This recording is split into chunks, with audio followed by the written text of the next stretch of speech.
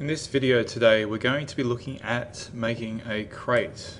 I'll bring this file onto the screen so that you can see it.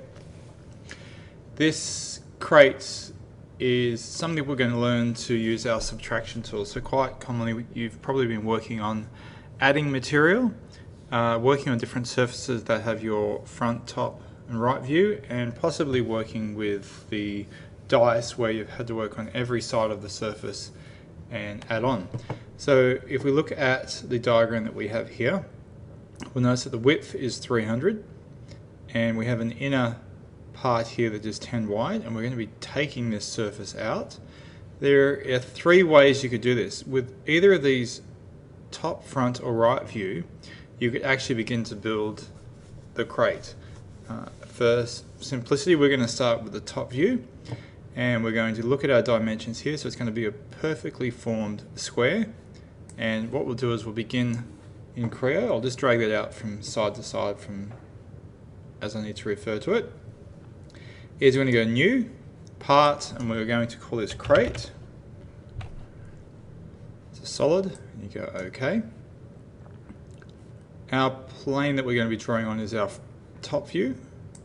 We want to extrude. Now the idea here is to draw a square perfectly. It really wouldn't matter which one of these directions you move it. We'll try and keep our reference line, which goes through the middle here, and our origin through that way. We'll try and draw it from the center and bring it out. So using our rectangle tool, select that tool, click in the middle, and drag out. For the time being, it doesn't really matter where that is, just as long as the two L's that you see next to the V and the H are there, which tells us our sides are even, and that'll make our job a lot easier. Click again, and that locks it in.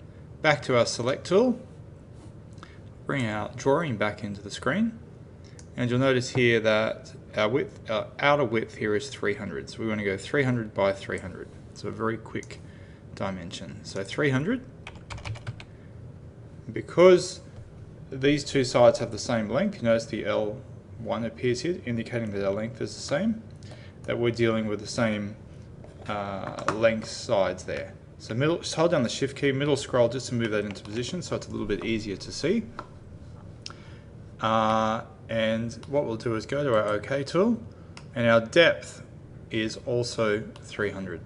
So we'll change our depth to 300 and go enter. We now have, I'll just zoom out a little bit, our perfectly formed crate. Tick that and we're ready to begin.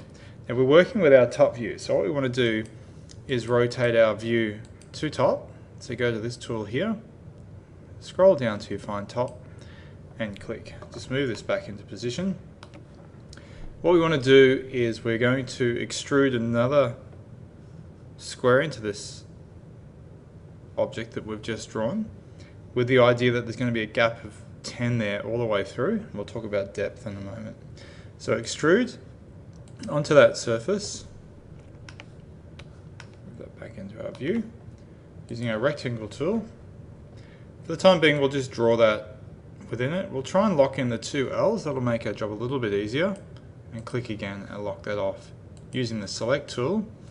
Our width, which I'll bring back our original drawing.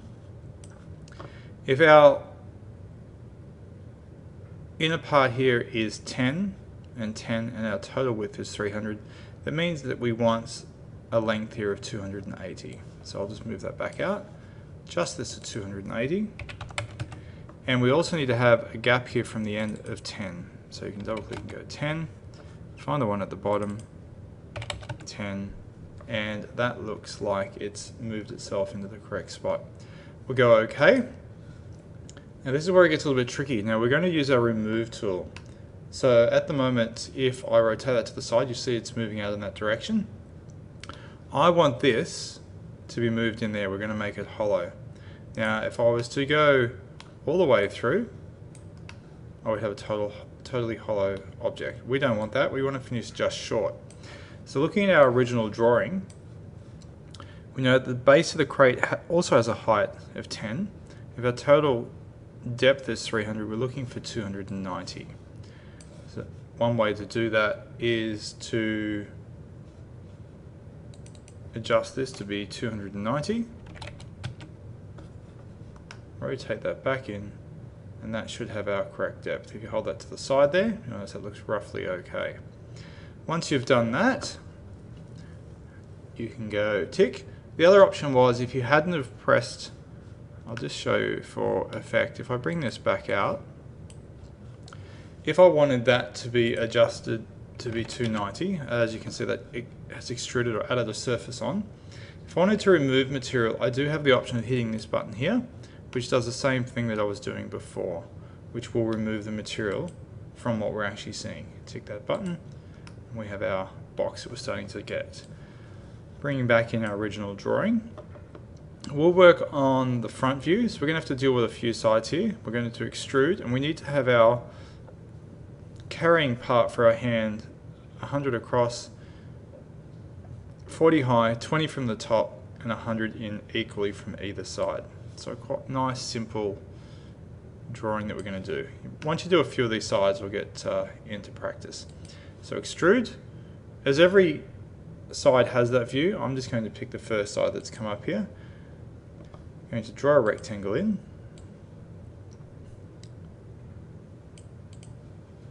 Click that again, go to our select tool, and we'll adjust our distances. So that was 100 that way. Our height was 40. And our distance in from either side is 100. And well, you could calculate it from the bottom to the top. If you were to work that out, you could do that. The other option is you could go to the normal tool, click here, click on the top edge, middle scroll click, and get that distance, which was 20.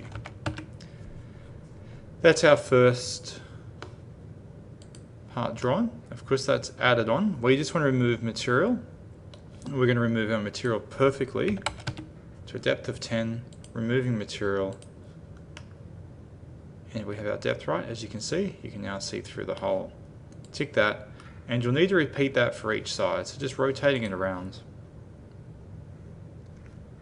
Drawing our rectangle. It'll start getting a little repetitive after a while once you start getting the hang of it. So 100, 100 in from the side, 40 there, and of course remember I did say before you could use the normal tool to go from the top.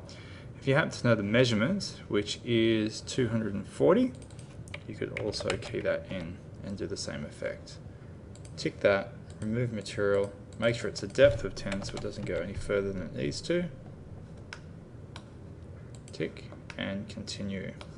So when you get to that side there, extrude on that surface, rectangle, drawn, select tool, adjust our distances, so 100 wide, 100 from the side, and that was 240. Tick. Move material depth of 10. So make sure we remove the material. And our last side, rectangle through the middle. Doesn't really matter how you actually draw that. As long as you draw a rectangle of some form, these measurements will adjust it for you.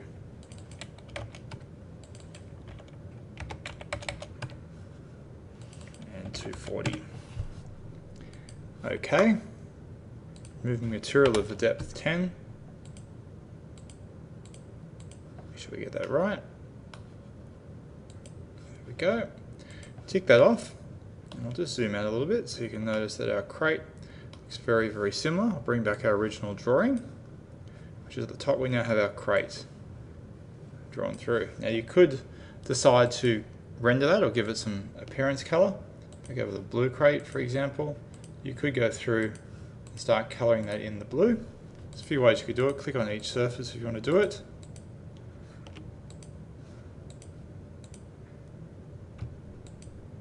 Hold down the control key is another option. Let's quickly get the last few sides.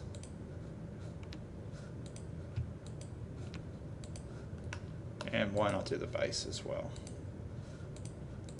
Highlight it so it's green, click on blue. Oh, missed a couple of sides.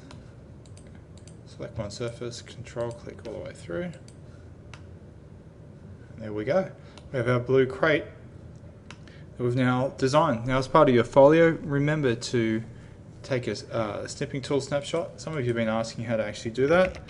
So all you would do is use this tool here called snipping down the bottom left hand corner, and you just use the new function and you can create a screen snapshot. File, save as, and remember to submit that as part of your work as proof that you've actually done it. You can of course save that as you're working through, so do remember to hit the save button that was already there at the start. You can save it to that location if you want to do that. Once you're happy, you can go OK, and that has actually saved the part.